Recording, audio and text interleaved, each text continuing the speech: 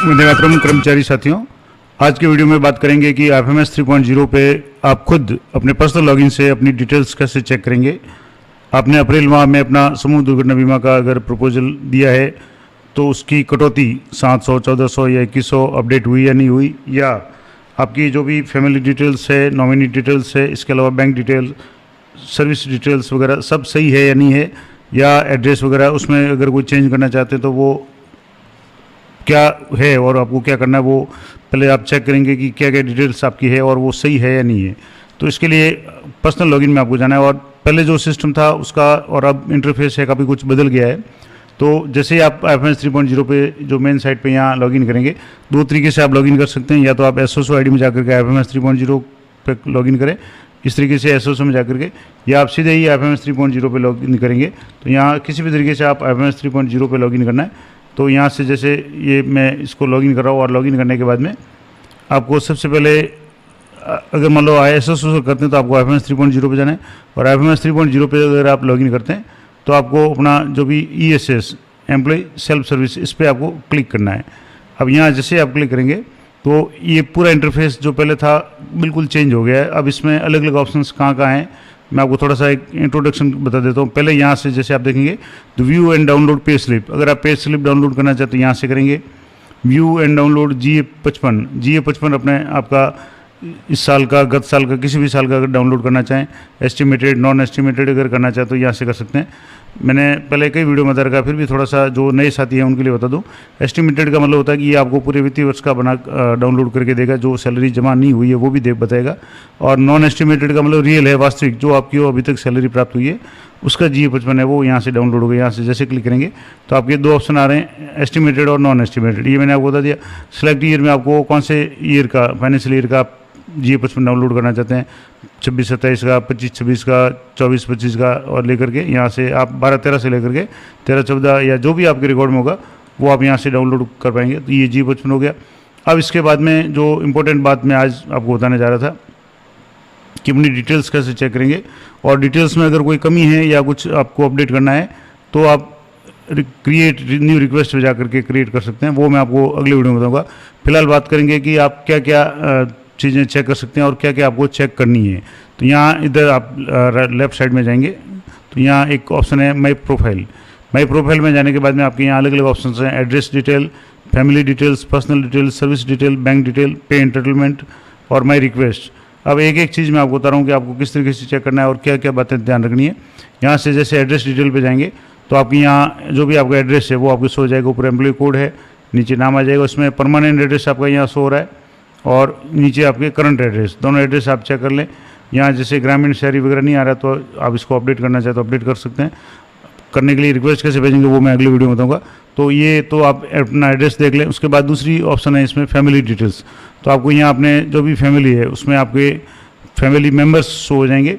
तो यहाँ से जैसे फैमिली मेम्बर्स यहाँ शो हो रहे हैं, relationship, wife, husband, father, mother, daughter, son, जो भी है, डेट ऑफ बर्थ है, जनादर आईडी यहाँ जैसे नहीं है तो इसको आप अपडेट कर सकते हैं।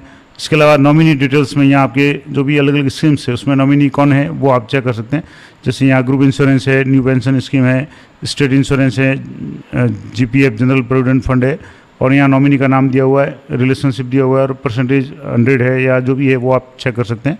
तो ये भी आप अपने नॉमिनी डिटेल्स चेक कर सकते हैं।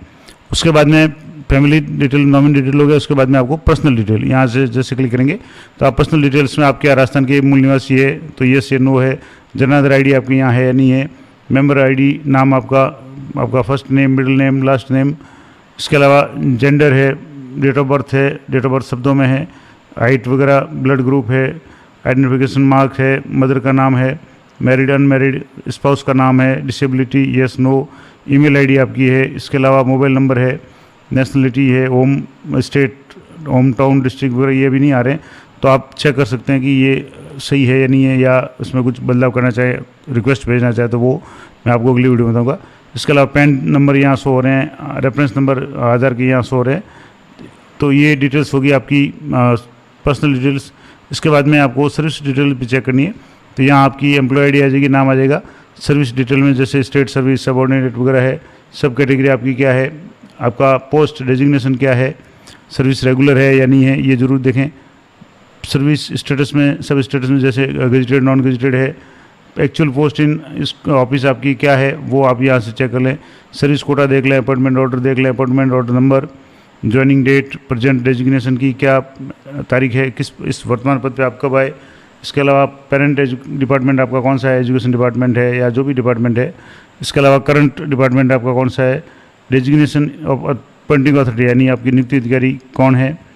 इसके अलावा यहाँ से सुपरन्यूएशन डेट आपकी रिटायरमेंट की तारीख है वो शो हो रही है। Joining first, joining forenoon, afternoon जो भी थी, date of joining regular service आपकी कब से है, और date of joining present DDO आपके कब से है, और ये सारी GPA SI नंबर है ये भी शो हो रहे हैं। तो ये आप आराम से इसको चेक कर सकते हैं। ये सारी डिटेल्स आपकी सर्विस डिटेल्स होगी।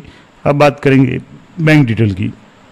तो यहाँ से आपके एम्प्लॉय ID आ जाएगी, आपका एम्प्लॉय का नाम आ जाएगा, IFSC कोड आ जाएंगे, बैंक का नाम आ जाएगा, स्टेट बैंक ऑफ इंडिया जो भी है बैंक आपका है, ब्रांच का नाम यहाँ शो हो जाएगा, और यहाँ बैंक अकाउंट भी शो हो रहे हैं। अब यहाँ अकाउंट आपके कुछ लेटर से हाइड है, लास्ट के 4 डिजिट दिख रहे हैं।